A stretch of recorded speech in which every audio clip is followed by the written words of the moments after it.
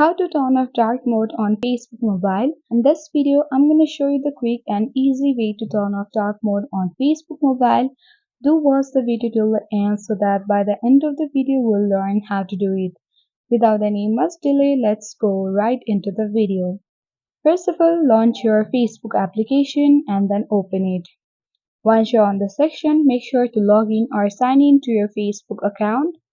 Then select the three-line menu icon at the top right corner of the screen. And then on this section, select the settings icon at the top right corner. This will let you access the settings and privacy page. Now scroll down at the bottom of the screen and you will see dark mode. Tap on it and then select the off button.